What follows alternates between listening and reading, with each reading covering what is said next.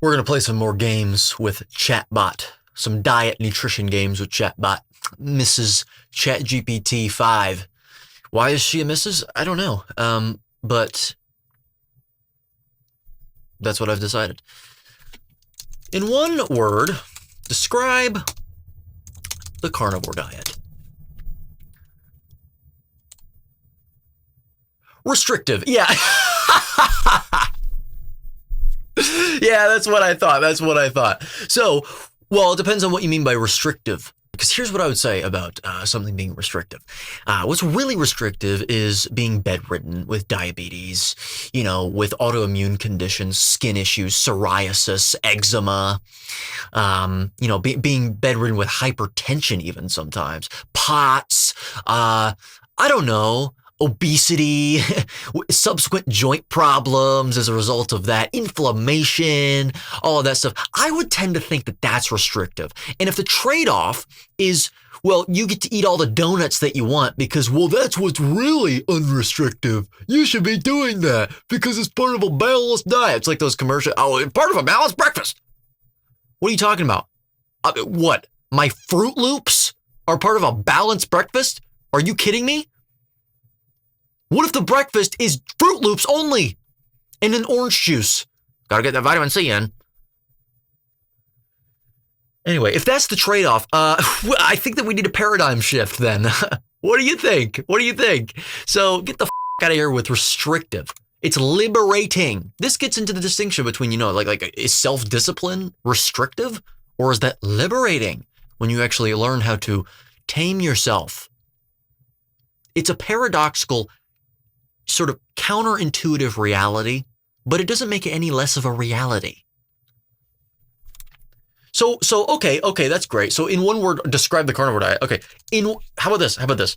In one word, describe the vegan diet. What do you think it's going to say? Suspense. What do you think it's going to say? Oh, plant-based. No. That's not, no shit. Okay, so first of all, in one word, describe the carnivore diet, and then it gives an opinionated word. And then in one word, describe the vegan diet, it gives just a matter-of-fact term, plant-based. Oh, it's almost like you're playing sides here. Give another word. That's not acceptable. You know what? I'm actually going to say that. I'm going to say that right now. Unacceptable. Give another word. Herbivorous. Oh, wow. Oh, that's really interesting. What? No, you're being anodyne is what you're being. No. Okay. Give another unacceptable behavior.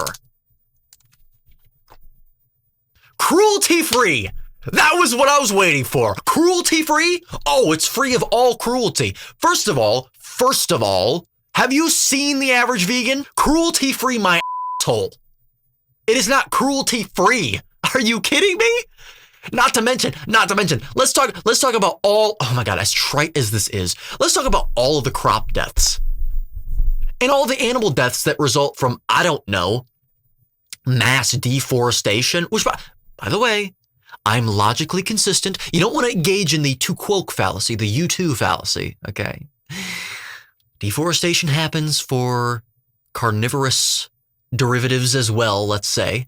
All right. But where does the majority of it come from?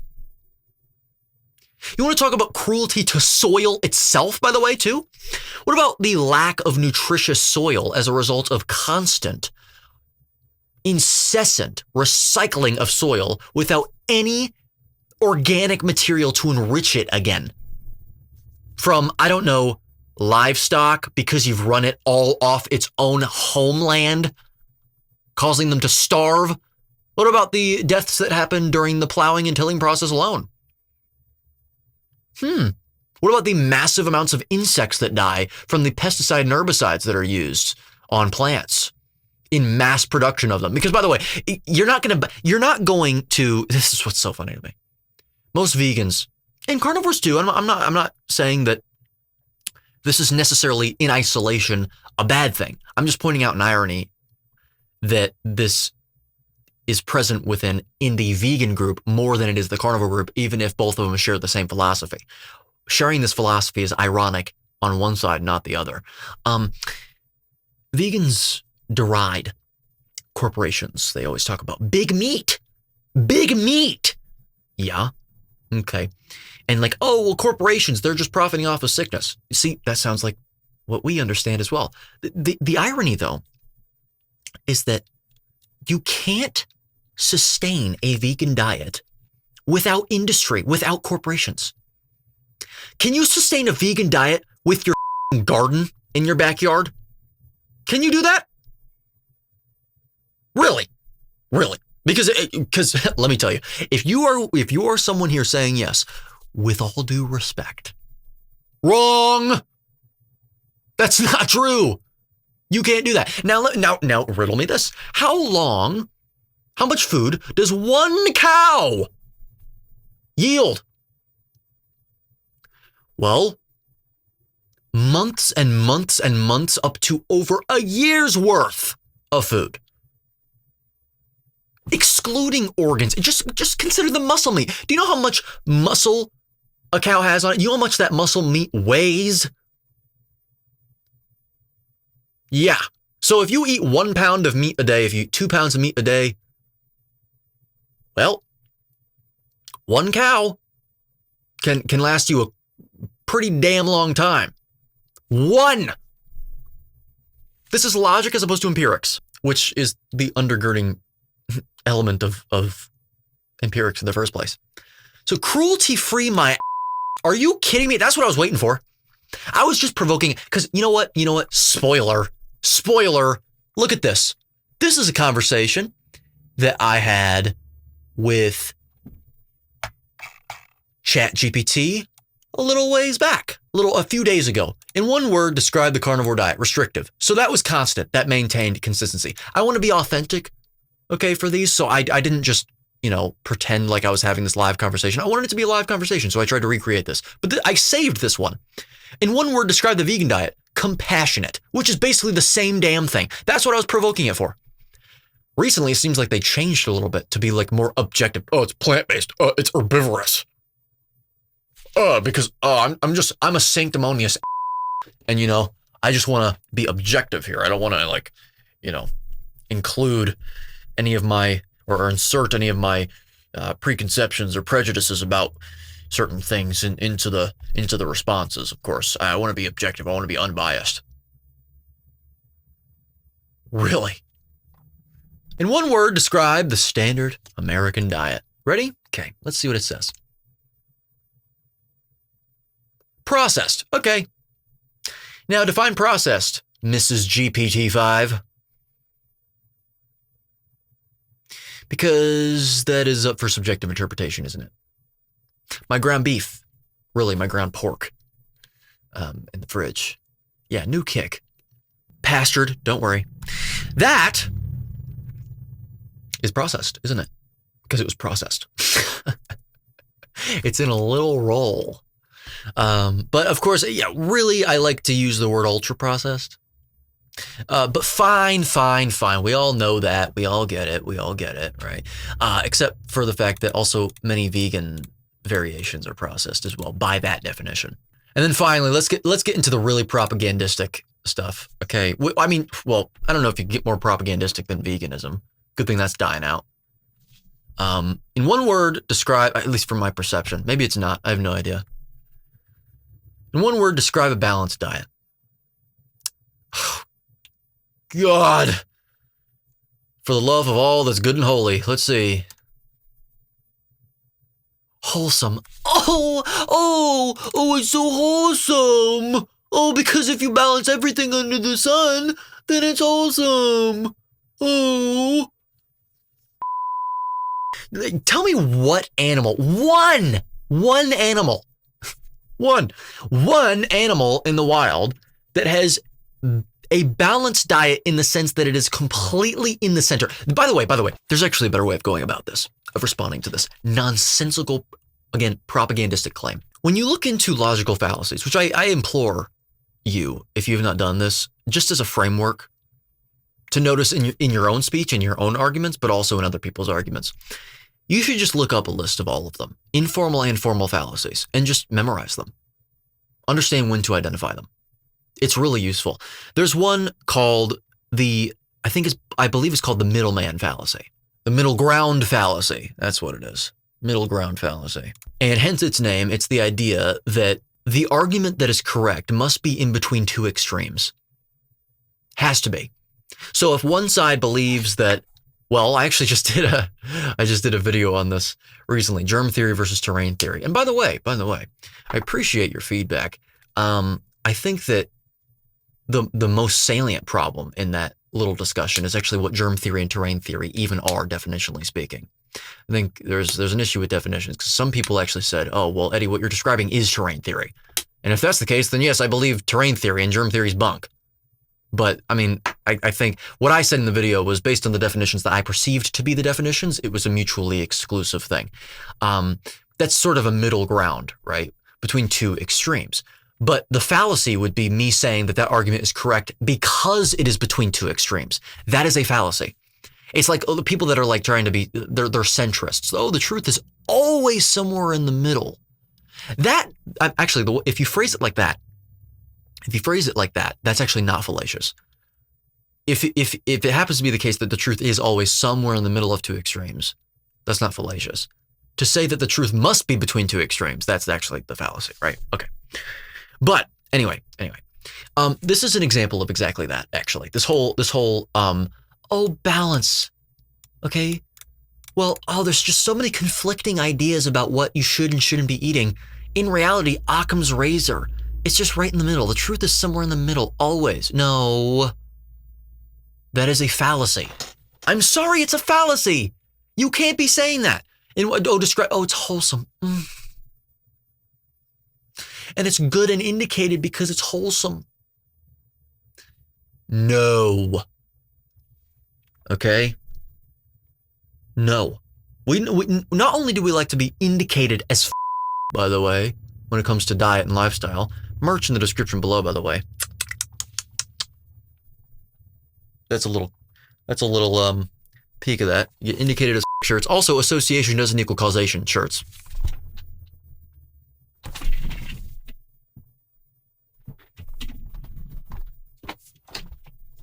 Because, oh boy,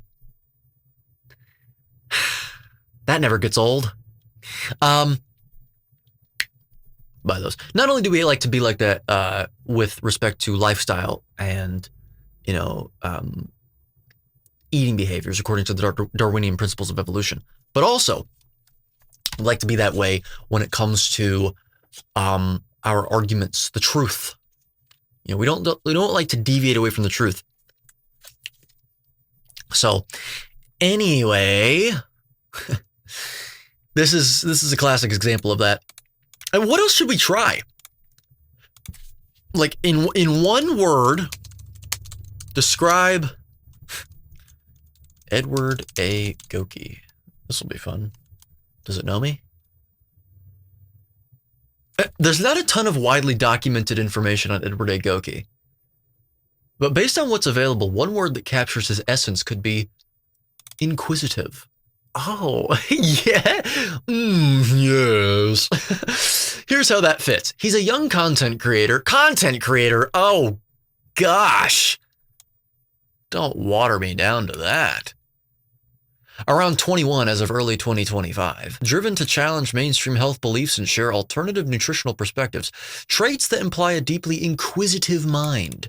Well, okay, yes, I am inquisitive objectively because I inquire a lot. His work, like the book Contrainidicated, and his presence on YouTube reflects a desire to question, deconstruct, and reevaluate accepted norms. Man, okay, well, good, great. It's got that right. So if I had to sum up Edward A. Goki in one word, inquisitive seems like a strong match. Let me know if you'd like a different angle or more detail. Okay. Let's go back to actually what we were doing, though. In one word, describe... Actually, this will be fun, because I don't even really adhere to this per se. The raw primal diet. Oh.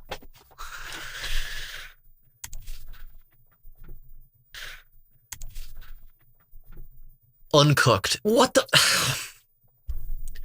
Wow, that's crazy. Describe the raw diet. It's uncooked. It's raw. Nope. Stop being objective with the claims because I'm looking for an opinion. Wow, can you believe that I, Edward A. Goki, am saying that right now? Stop being objective. I'm looking for an opinion. Anyway, yeah, but I am. I want to see, because this will reflect what it believes, what it's actually saying to other people, and its tone when providing responses to certain overarching ideological themes from the person that's providing a prompt for them. So if they start talking about fruits and vegetables, if in this situation they said as a word to describe a balanced diet or a vegan diet, cruelty-free and wholesome, well, then that's going to give us an insight as to how they would talk about fruits and vegetables to the average person looking things up. So that's why we're doing this, okay? That's why we're actually looking for opinions. Okay, don't say uncooked.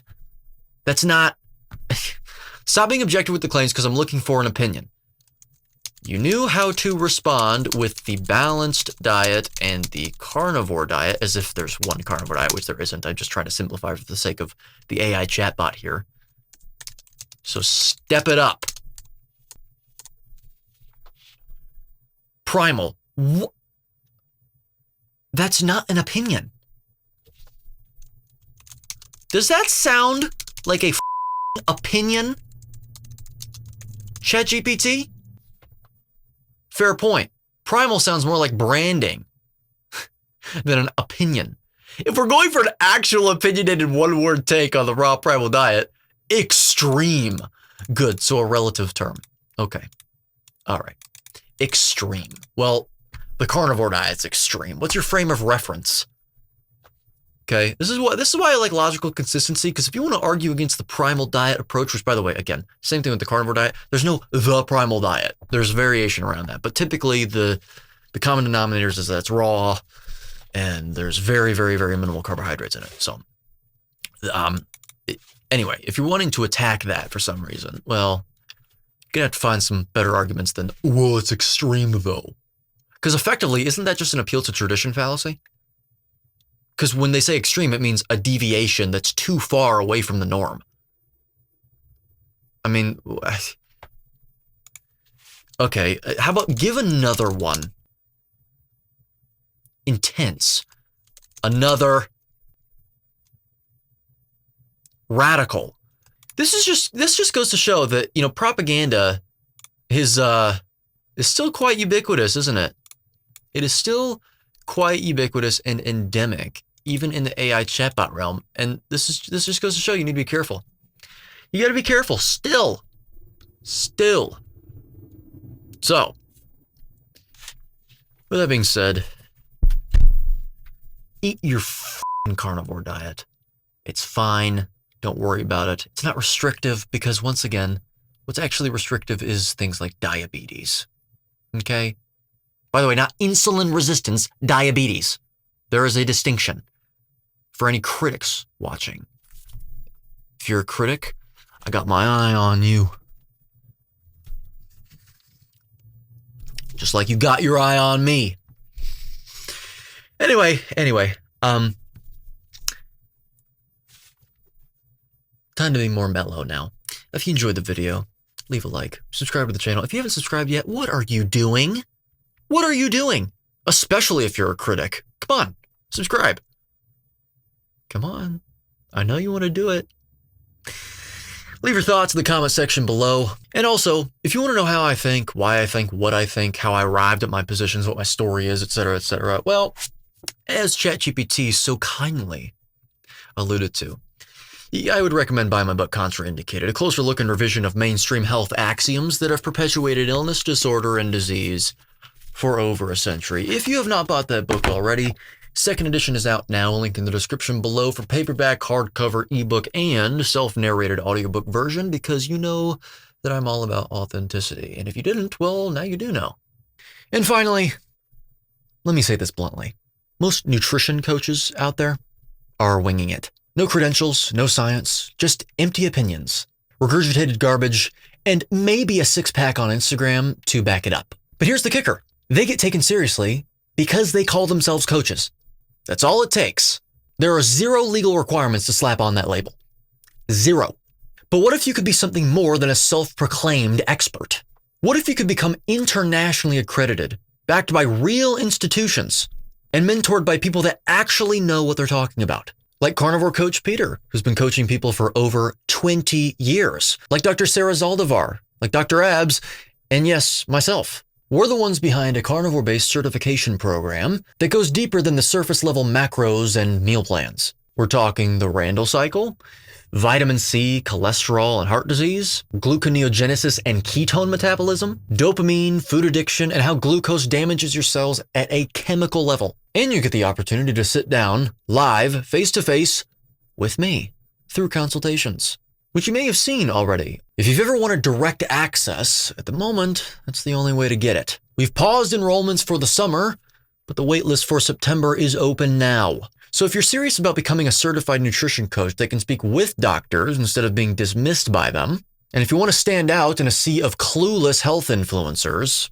then get on that list. And by the way, that's not all. We've just launched a fitness certification program, also internationally recognized, and certified through NASM and AFAA. And I've contributed a full module there too, covering hypertrophy versus hyperplasia, glucose metabolism during exercise, and why you don't need to carb load to build serious muscle. But here's the catch. We only have 2 availabilities left for that between the months of September and October. That's it. And this isn't mass market. It's built for truth seekers who want to get results and help others do the same. So if that's you, stop waiting. Join the waitlist now, because once the spots are gone, they're gone. So I'll see you on the inside. With that being said, join me next time when we're reacting to more ChatGPT, AI, chatbot, whatever nonsense, or some more inane, moronic health advice online from, well, coaches, for example, or even medical professionals, actually, that think they understand how to interpret science. So, till then.